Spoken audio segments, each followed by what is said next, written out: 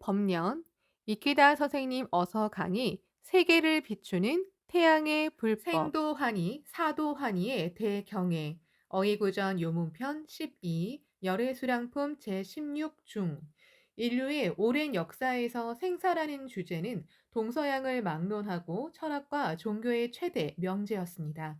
사문유관이라는 석존의 일화가 상징하듯이 불교도 생로병사의 고뇌를 어떻게 해결할지를 출발점으로 삼아 장절한 정신투쟁을 펼치는 속에서 탄생했습니다.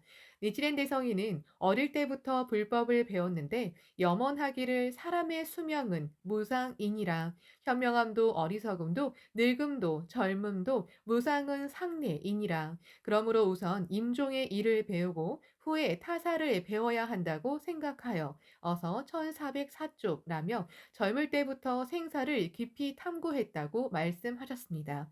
그래서 도다 선생님은 자주 이렇게 말씀하셨습니다. 신심의 진정한 목적은 죽을 때를 위해 하는 것입니다. 불법이 해결해야 할 최후의 문제는 죽음입니다. 이것을 가장 근본적으로 설하고 밝힌 것이 니치렌 대성인 불법입니다. 죽음을 어떻게 파악할 것인가, 그것은 어떻게 사느냐와 표리일체입니다. 인간은 죽음을 마주하고 영원성을 응시함으로써 이번 생을 더욱 깊이 충실하고 확고하게 살 수 있습니다. 거기에 바로 종교의 본원적 의미가 있습니다. 생명관, 생사관, 문화관의 확립을 30년 전인 1993년 9월 나는 하버드 대학교에 초청을 받아 두 번째 강연을 했습니다. 인간은 생사의 문제를 극복하고자 어떠한 영원성을 지향하고 거기에 종교가 인류사와 오랫동안 함께한 이유가 있다고 논한 뒤에 죽음을 기피해야 할 것으로 여긴 근대의 과제를 지적했습니다. 그리고 이렇게 강조했습니다. 사는 단순히 생의 결여가 아니라 생과 나란히 하나의 전체를 구성하는 불가결한 요소입니다. 그 전체는 생명이며 삶의 방식인 문화입니다. 그러므로 살을 배제하는 것이 아니라 살을 응시하며 올바르게 위치를 부여하는 생명관, 생사관, 문화관의 확립이 곧 21세기 최대의 과제라고 저는 생각합니다. 대승불교의 진수는 생도하니, 사도하니라는 인류를 희망의 빛으로 비추는 생사관을 명확히 설에 밝히고 있기 때문입니다. 한 사람, 한 사람의 경애를 높이는 성업. 법화경에는 석존의 궁극적인 생사관이 나타나 있습니다. 이러한 깊은 생명관이 인류 정신의 기조가 되면 한 사람 한 사람의 생명 경애도 높아지고 공생하며 평화로운 사회로 변혁하는 길도 반드시 열릴 것입니다. 우리가 펼치는 광선유포의 성업도 이것을 위해서입니다. 또 여기에 묘법 홍통의 인류사적 의의도 있습니다. 인간 내면의 깊은 생명관, 투철한 생사관을 확립해서 죽음을 기피하거나 두려워하지 않고 직시해 생도하니, 사도하니로 바꾸는 가르침이 대성인의 불법입니다. 이번 회에 배우는 어이고전에는 모든 사람이 놀랄 정도로 탁월한 생사관이 모두 나와 있습니다. 어이고전 수량품의 1절, 어이고전에 가로되 열애란 3개의 중생이며 이 중생을 수량품의 눈을 뜨고 보면 쉽게 본유라고 여실히 직연했느니라. 3개 지상이란 생로 병사이며 본유의 생사라고 보면 무유 생사이다. 생사가 없으면 퇴출도 없고 다만 생사가 없음이 아니니라. 생사를 보고 염리함을 미라하며 시각이라 한다. 그리고 본유의 생사라고 직연함을 오라고 하며 본각이라고 하느니라.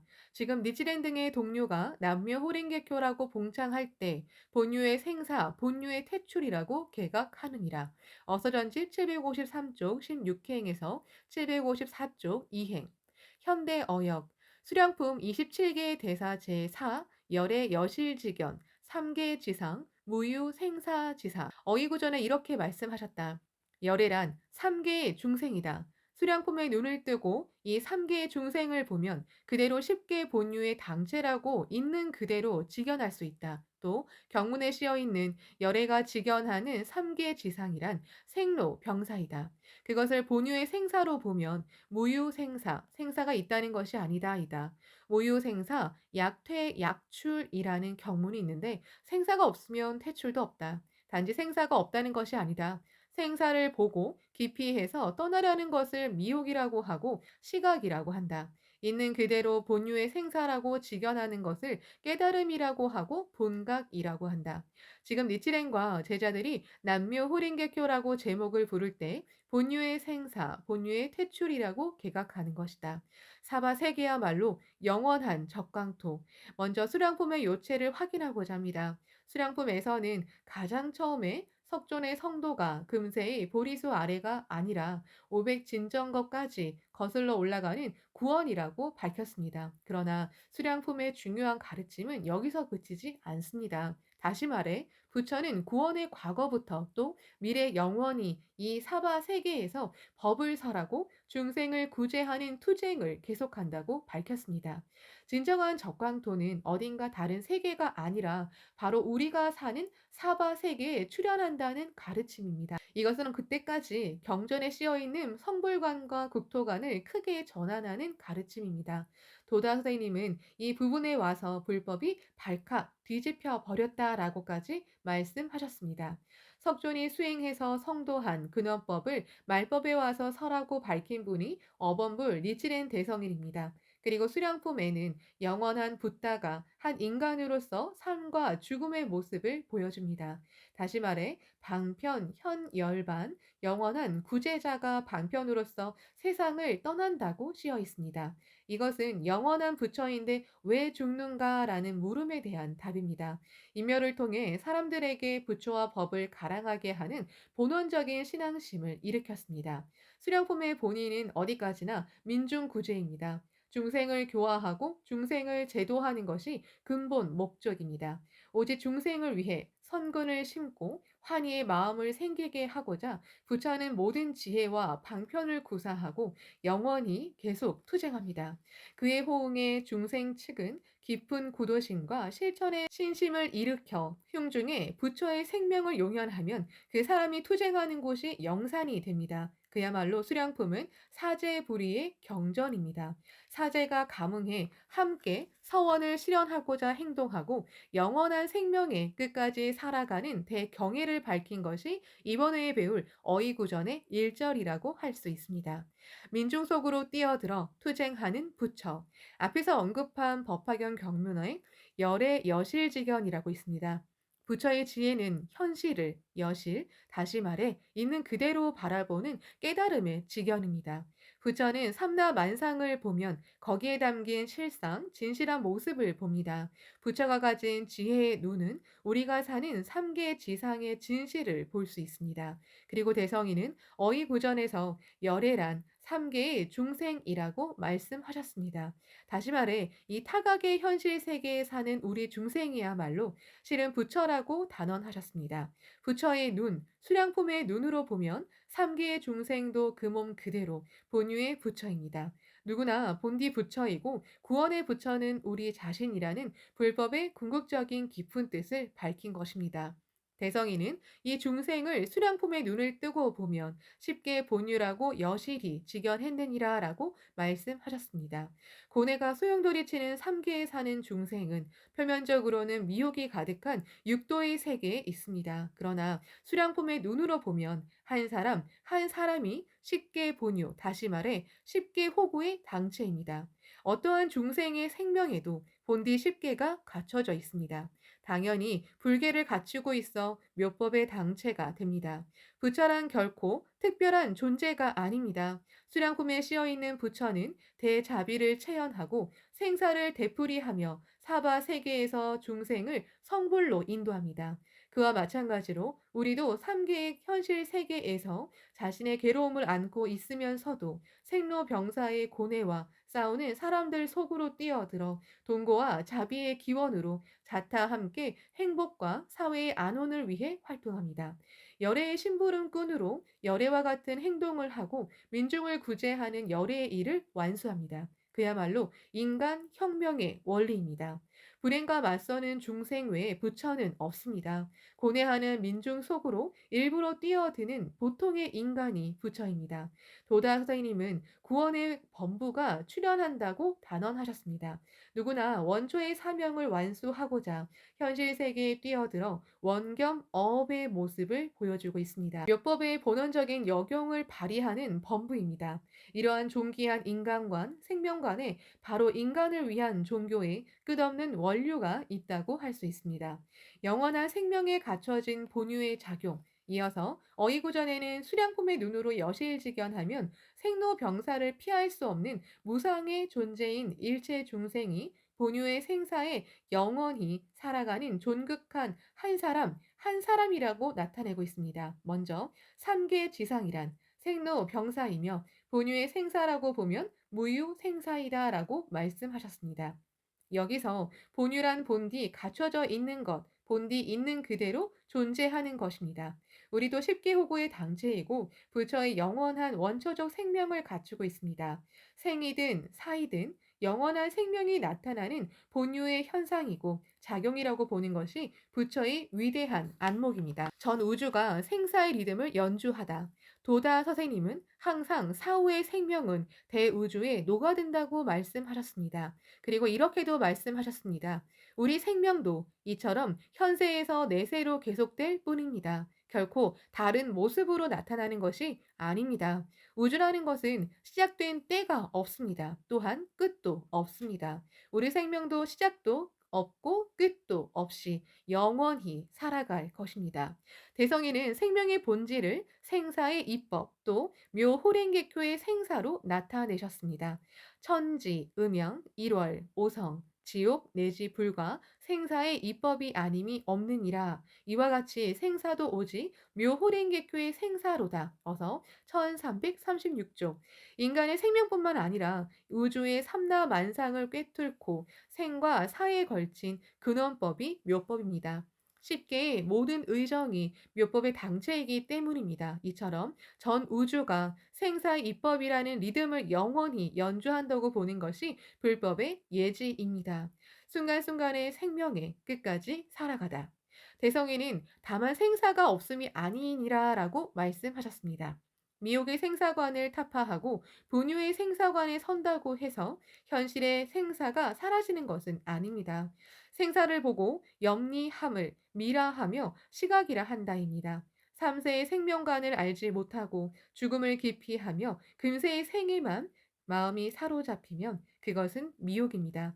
생을 부정하는 것도 미혹입니다. 광포의 사제를 끝까지 관철하며 살아가는 사람은 3세의 사명을 위해 계속 투쟁할 수 있다. 본유의 생사라고 직연함을 오라고 하며 본각이라고 하느니라입니다. 묘법을 불러 본유의 생사라고 직연한다. 요컨대 3세의 생명을 확신하고 이 일생을 최고로 충실하게 살아가는 힘을 발휘해야 합니다. 그리고 금세의 계가가 내세의 영광도 결정합니다. 이것이 불법의 엄연한 인과 이법입니다. 따라서 대성이는 결국 임종이 지금이라고 알아서 신심을 다하여 어서 1337쪽이라고 말씀하셨습니다. 임종이 지금이라는 각오로 지금 이 순간순간의 생명을 최고로 빛내며 끝까지 살아야 합니다.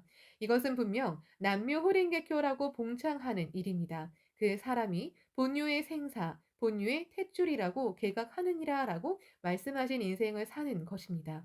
본유의 생사관을 심화하며 현실의 생활을 불개로 물들여 끝까지 살아가라고 가르치셨습니다. 하루하루를 소중히 여기고 최선을 다해 살아가는 가운데 본유의 생사를 개각할 수 있습니다. 광포의 사제를 끝까지 관철하고 지금을 완전 연소하며 살아가는 환희에 찬 생명은 영원히 무너지지 않습니다.